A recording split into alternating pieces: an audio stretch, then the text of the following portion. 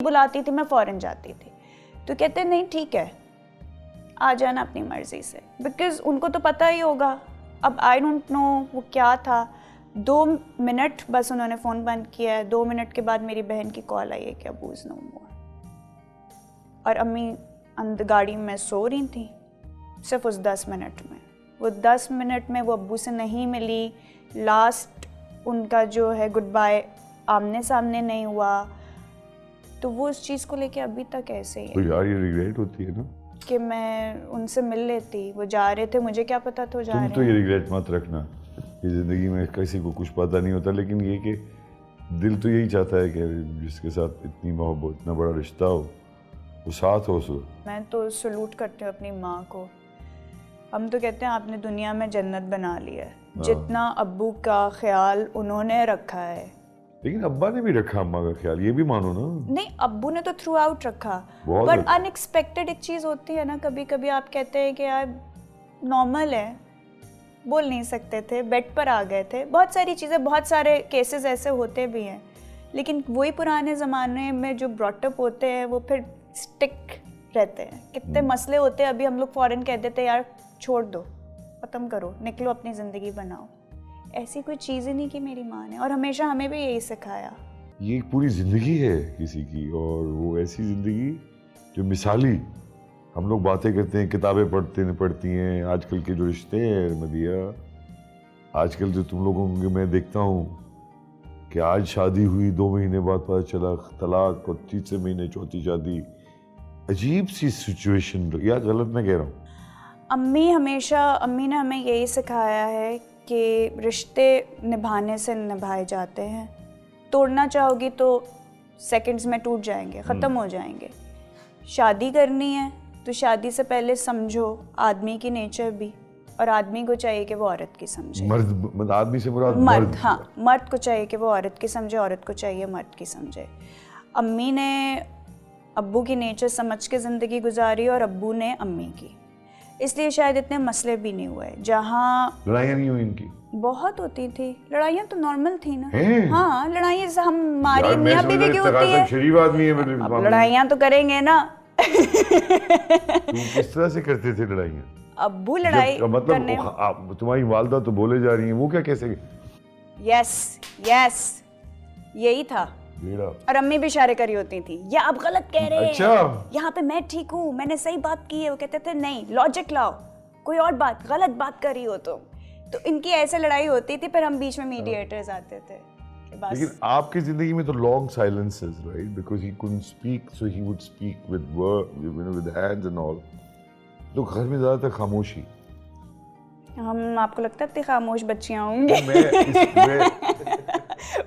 मेरे जैसी मुझे नहीं लगता ना, मुझे बेइज्जती तो पूछ रहा हूँ। अब्बू ने कहा मेरे पास ज़बान नहीं, मेरी बच्चों के पास होनी चाहिए। ये बात सच है। They should fight for their rights। तो उस चीज़ के लिए तो अम्मी ने हमें खड़ा किया। और आज भी शादी में मेरी और शाजिल की बहुत अनबन होती है, हर मियाँ बीवी की होती है, लेकिन इतनी सुकून की होती है कि मैंने बोला शाजिल ये मुझे चीज़ें नहीं समझ में आ रही हैं, और ठीक है, अब अगर उस गुस्सा आ रहा है मैं कमरे से चली गई, बाद में जब ठंडे हुए बात कर ली। आई थिंक यही तरीका है। वो जो गुस्से में लड़ाइयाँ करके घर बर्बाद कर दिया, सब कुछ ख़त्म कर दिया, होता है क्योंकि पेशेंस ही नहीं रहता। आपको गुस्सा आता है, आप भी जवाब देते हैं। अगर आपके घर वालों को इस तरह की लड़ाई कभी वालदा की नहीं हुई ना वालिद से कि मैं जा रही हूँ? बहुत हुई है। घर में बैग उठा के पैक करके बाहर नहीं निकली बस। मतलब अब्बा रोक लेते थे, हाँ, पाँव पड़ जाते थे। अब्बू कहते तो सॉरी। हैं? अब्बू सॉरी दोनों करके। में से सॉरी कौन कहता? अब्बू। अम्मी बहुत स्टबर्न है। हाँ, अम्मी अपनी बात मनवाती थी हमेशा। और अब पछता रही होंगी कि क्यों मनवाती? अभी अब हमसे मनवाती हैं।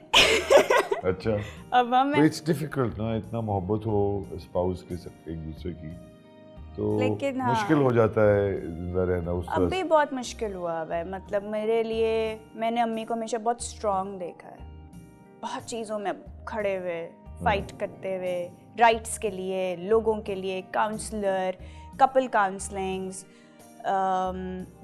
पढ़ाना बच्चों को, उनकी तरबियत करना, हर चीज़ तो अम्मी ने की है ना। अब्बू ने तो क्योंकि टॉपिक अभी माँ का चल रहा है तो अब्बू की तो मैं वैसे ही बहुत तारीफें करती रहती नहीं, हूँ। लेकिन माँ ने जो किया, आपने देखें कि आप अपने आप वालिद की भी पूरी बीमारी को देखें, उनको पूरा सहना, उससे कोप करना, उनको इस तरह से उनकी खिदमत करना, और अब जब वो नहीं है तो she Mrs him the most, right? The most.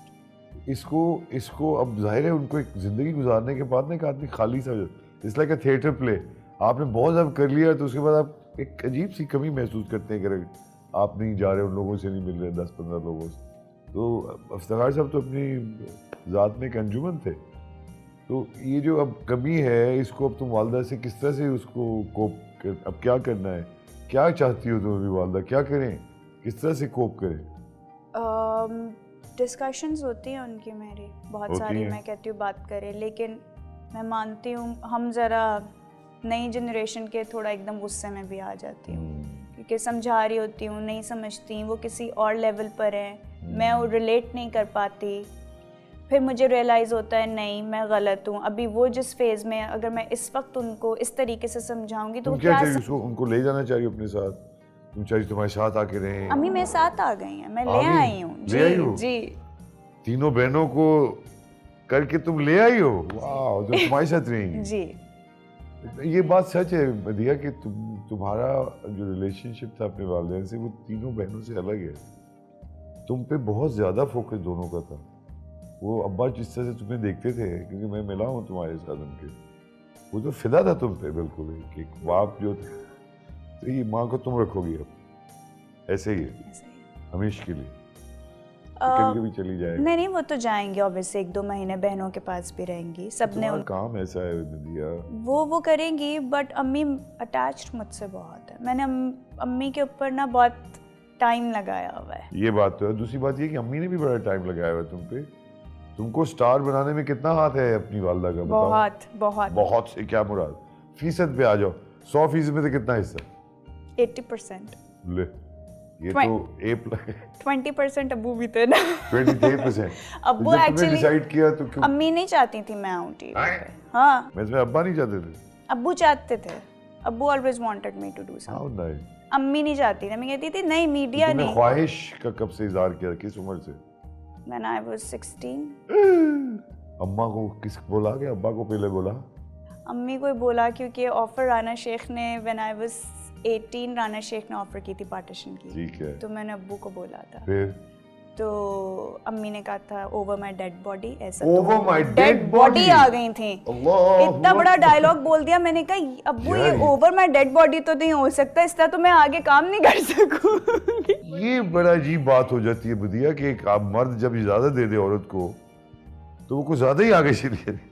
अब्बा को इजाजत लेनी पड़ी अम्मा से, ये नहीं कि अगर मैं ड्रामा बनाऊं तो अम्मा तुम्हारा वडेरा है इसमें। यस, ओह, मैं नहीं करन दिया। हाँ अम्मी वडेरा है, अब नहीं है लेकिन अम्मी वडेरा थी। मारा भी इन दोनों में से किसी ने कहा? मुझे मार नहीं पड़ी कभी अम्मी से, अब्बा से कोई हल्का सा थप्पड़, कोई हल्की सी लात? एक दफा भी नहीं, और ये कोई झूठ नहीं है, वाकई नहीं पड़ी, क्योंकि 3 बड़ी थी ना मार खाने डांटे के लिए। किसी डांटे पड़ी? डांटे पड़ी, डांटे तो अम्मी से बहुत पड़ी हैं, अब्बू से बहुत कम। खौफ यानी कि माँ का है तुम लोगों के दिल में, खौफ रहा, वही डिसिप्लिनेरियन थी। हाँ हाँ हाँ।